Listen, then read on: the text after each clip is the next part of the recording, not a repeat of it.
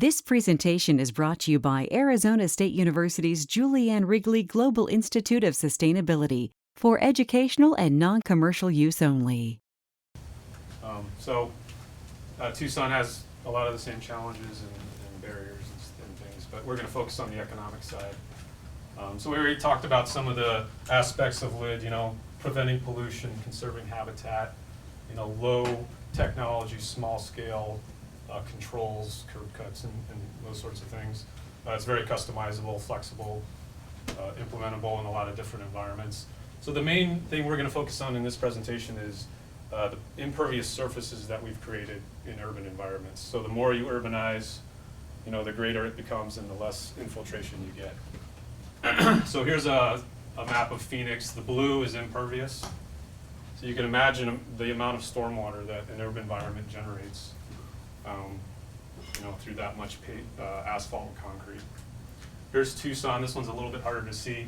This one's 1965. You don't see hardly any concrete. And this is 2011. The colors make it a little difficult, but a lot of gray, a lot of black in there. Tremendous growth, obviously in the last decades. That's supposed to be economics of asphalt. The slide shifted, but this is just sort of representing how much space, public space, have we surrendered to automobile infrastructure. If you think about it like this, a lot. And Arizona's kind of in trouble. A lot of our roads are in poor condition. They're going to need repairs in the next decade. Tucson has identified almost $1 billion of street maintenance backlog in the next 10 years. So repairing this infrastructure is going to be very expensive. What can we do to look at alternatives like a low impact development?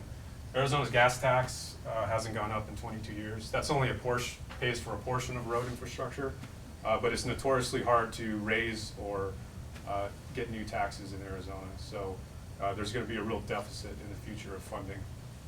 And this got cut off, but motor vehicle crashes, $4 billion a year in Arizona, almost $900 per person.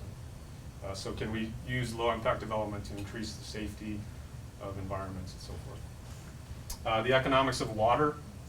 Water infrastructure is also very expensive. Arizona is going to need a lot of infrastructure in the next couple of decades. Tucson has a lot less water than Phoenix. The wells outside Tucson are drying up right now. That's why the price of water in Tucson is much more expensive than it is here. They just have less water. There's a lot more awareness down there about potential shortfalls in water in the future. And this got cut off, but a number of costs associated with stormwater protection are not readily available. And that's the city of Tucson basically admitting that we don't even know what our conventional stormwater infrastructure costs, but it's quite substantial. So anything we can do to offload some of those costs. For LID, these are just a few of the metrics you can look at. This was a study done where 11 of 12 projects, the low impact development version was actually lower than the conventional version. I think this is like a green roof that was more expensive. But the lower technology, curb cuts, bioswales, things like that, a lot of times they are lower cost. And here's an interesting thing, asphalt and concrete are going to get more expensive, probably, predictably. With economies of scale, as LID gets more popular, the costs of actually doing a standardized project are actually going to go down. So those curves are going to start to diverge. Also, we can't get rid of all the asphalt, obviously, but if you use low impact development to shade asphalt, it can last for decades longer, which is, that's a lot of savings you're looking at. So Tucson is taking the water problems pretty seriously. They've already taken some actions. They've passed a Green Streets policy that requires the Department of Transportation to integrate stormwater harvesting in all new projects and renovations.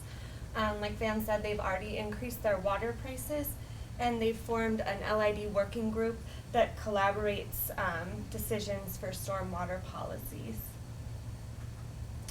And then we mentioned earlier how hard it is to kind of quantify the benefits of these projects. There are some tools and rating systems that are being used to do this. The Envision rating system is one of them, It's composed of 60 different sustainability credits that are divided into 5 different categories that you see here. Traditional tools just aren't capturing the sustainable design elements and do not give accurate investment decisions. Tools like this are filling the need to account for environmental and societal performance in a systematic way. Impact infrastructure kind of took Envision and used that as a basis for a business case analysis. They also used the sustainable net present value to analyze and provide risk adjustment analysis of infrastructure projects. Tools like these evaluate the green infrastructure benefits and help prioritize spending for cities so they can have the greatest economic, social, and environmental returns. And then for the sustainable net present value, you can kind of see to the right, that is just traditional net present value where it just, it cut off the bottom. It just is basically cost and benefit analysis, but the second curve takes into account the societal, economical, environmental impacts. We evaluated 2 projects in Tucson using the business case evaluator, and the first one was Blue Moon Community Garden. It was part of a revitalization project that basically took a 1-acre parking lot and turned it into a community garden. The Tucson House is providing housing for over 600 residents that are seniors, disabled, and low income. The garden is encouraging residents to grow and eat healthier foods. They're becoming more active in their community and developing relationships with other residents. It also boasts many LID features, including 2 big cisterns. One is over 15,000 gallons. These cisterns are fed by a rain harvesting device that captures water from the roof as well as their HVAC system. And it also has many high-tech watering devices. So you can see the community garden does have some sustainable value, but overall it had a negative financial return, and that is basically what we think is because the garden cost a lot of money. It was almost $400,000, and then we don't think the social benefits are quite being captured yet by the business case evaluator. The community is located in a food desert, so giving these people access to food isn't being captured, and then, like I said, the social benefits are huge for the residents with this socioeconomic status. You can see here kind of the breakup. The biggest benefits were the reduction in heat stress mortality and also the recreational use value. A lot of the residents are kind of, subject to depression and isolation, so this is really getting them out there and active in their community. Some of our conclusions are basically the BCE will become more valuable once it's developed into AutoCase, which is where you can kind of take your numbers and drop them in rather than putting them in manually.